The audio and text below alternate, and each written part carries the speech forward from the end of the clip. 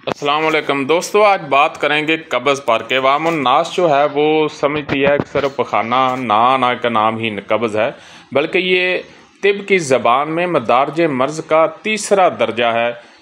सुनते हैं इस वीडियो में। तो कब्ज़ जो है ये मदारज मर्ज़ का एक अहम दर्जा है। एक आम आदमी सिर्फ कब्ज़ को ये समझता है कि उसको पखाना जो है वो ठीक से नहीं आ रहा, या बिल्कुल नहीं आ रहा, या थोड़ा थोड़ा आ रहा है, या तकलीफ से आ रहा है।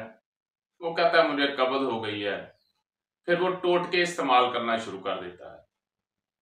तो याद रखिए, तिब जो है ये टोटकों का नाम नहीं है, ये एक बड़ा इल्म का समंदर है। और एक अवामुन नास में एक बहुत अहम चीज जो है वो पाई जाती है कि जब हम मोटरसाइकिल खराब हो जाता है तो हम उसको मैकेनिक के पास लेकर जाते हैं। कपड़ा सिलाने के लिए हम दर्जी की खिदमत हासिल करते हैं। जूता बनवाने के लिए हम मोची के पास जाते हैं। इसी तरह जिस काम की हमें जरूरत होती है हम उसके प्रोफेशनल आदमी के पास जाते हैं। लेकिन जब हमारी सेहत का मामला होता है तो फिर हम ये भूल जाते हैं कि अगर कोई गलत मलत चीज खा ली, कोई गलत इलाज कर लिया तो बजाय फायदा के नुकसान होगा। और ये हमारी जिस्म की जो सेहत है इसका ताल्लुक उससे है। जो सर के बालों से लेकर पांव के नाखून तक, अंदरूनी और बैरूनी, एक हालिया तहकीक के मुताबिक 1 खरब सेल जो हैं वो मौजूद होते हैं। और हमें उसकी अल्लाह बे का भी नहीं पता होता और हम अपना इलाज खुद करना शुरू कर देते हैं। तो कब्ज को हम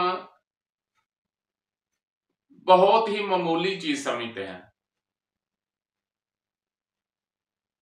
तो याद रखिए, ये मदारज मर्ज का तीसरा जो है वो दर्जा है। और यहीं से रसोलियों की इब्तदा, यहीं से कैंसर की इब्तदा, यहीं से फोड़े फिनसियों की इब्तदा, यहीं से खारिश की इब्तदा, और यहीं से बहुत सारी अलामात। एलोपैथी वाले तो हर लामत को बीमारी समझते हैं, यानी बहुत सारी अलामात, या आप यूं समझ लें कि बहुत सारी बीमारियां जो हैं वो जिस्म में शुरू हो चुकी होती हैं। और हम ये समझते हैं कि मैदे के खराब होने से, यानी उम्र मराज समझते हैं, ये बात गलत है। मैदा जो है वो मरकब है और किसी ना किसी टिश्यू के साथ उसका ताल्लुक है। जब असाबी टिश्यू बीमार होंगे तो मैदा मुतासर होगा, जब उजलाती टिश्यू बीमार होंगे तो मैदा मुतासर होगा, और जब गुद्दी टिश्यू बीमार होंगे तो मैदा मुतासर होगा। तो बात हो रही थी कब्ज पर। जब जिस्म में असाबियत बढ़ती है, हैजे की कैफियत होती है, भूख नहीं लगती, ब्लड प्रेशर डाउन हो जाता है, जिस्म जो है वो पलपला सा नरम सा होता है, सुस्ती काहली हो जाती है, तो उसमें जो कब्ज होती है वो असाबी कब्ज होती है। और उसके लिए हमें उजलाती अशिया जो है वो खानी चाहिए। यानी खुशक अशिया, तो उसमें आप खट्टी और कड़वी अशिया का इस्तेमाल करें तो आपको फायदा होगा। और दूसरी कब्ज जो है वो उजलाती कब्ज है। ज्यादातर इसी को शदीद कब्ज कहते हैं। इसमें पेट जो है वो फूल जाता है और सख्त होता है। 2-2 दिन 3-3 दिन पखाना नहीं आता, तो इसका इलाज हम गुद्दी करेंगे, अजवैन और पुदीने के काढ़े से करेंगे। और एक कब्ज होती है, ये जो उजलाती कब्ज है, इसमें आपको बेचैनी और ब्लड जो है वो गैस और तेजाबियत की वजह से हाई, जिस्म में खुश्की, सुदाबियत, यूरिक एसिड की ज्यादती, ये इसके असबाब है। तो इसके लिए अजवैन देसी और पुदीने का कावा और गरम अशिया जो है, जो अक्सर मैं एक मसाला बताता हूं, लहसुन, अदरक, हरी मिर्च और पुदीना, उसको कूट लें, उसकी चटनी बना लें, लेकिन कच्ची नहीं खानी। उसको आप घी में भूनें, देसी घी मुयसर हो तो ज्यादा बेहतर है, जैतून का तेल, देसी घी, वरना जो भी चीज मिल जाए उसमें भूनें और काली मिर्च, नमक डालें और उससे खाना खाएं। और जो गुद्दी कब्ज है, इसमें आपको पखाना बार बार आएगा और पेशाब थोड़ा आएगा, साथ जलन भी होगी, तो बेचैनी, घबराहट, हकीकी ब्लड प्रेशर जो है वो हाई होगा। तो इसके लिए आपने छोटी इलायची, जीरा सफेद और सौंफ का कावा पीना है।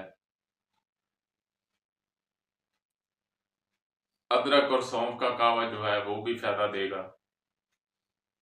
इसमें आपने असाबी अशिया का इस्तेमाल जो है वो ज्यादा करना है,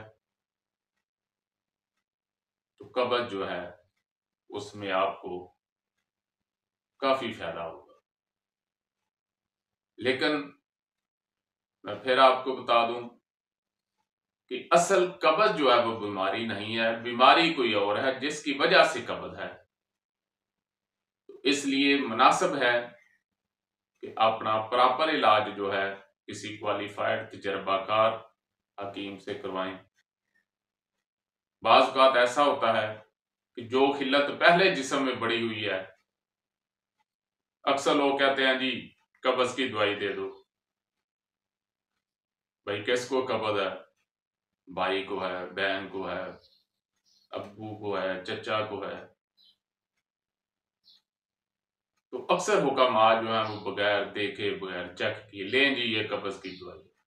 भाई दुनिया में ऐसा कोई नुस्खा नहीं, मैं हर दफा ये आपको बताता हूं कि जो हर आदमी पर फायदेमंद हो।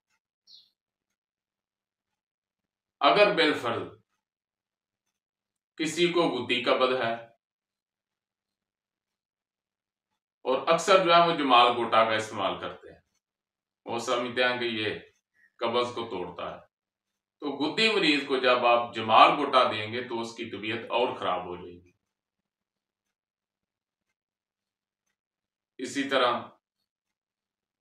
मकदार खुराक का नहीं पता होता, तो मदारज मर्ज के मुताबिक मदारज अद्विया और मदारज अज्जिया जो है वो इस्तेमाल कराई जाए तो खातर खा फायदा होगा। हुकामा से गुजारिश है कि नब्ज को मुकद्दम समझें। ये चेहरे का रंगत, ये क्रूरे का रंगत, ये आंखों की रंगत, ये उसके चलने का अंदाज, ये तमाम चीजें अपनी जगह, लेकिन नब्ज को मुकद्दम जानते हुए, नब्ज को देखते हुए, आप उसके दर्जे को समझते हुए उसका इलाज करें। वमा अलैना इल्ला अल बलाग। जी दोस्तों, अगर आपको हमारी वीडियो अच्छी लगी तो हमारे चैनल को सब्सक्राइब करें, लाइक करें, शेयर करें ताकि हमारी आने वाली हर वीडियो आप तक पहुंच सके और बेल आइकन यानी घंटी का बटन ज़रूर दबाएं। शुक्रिया।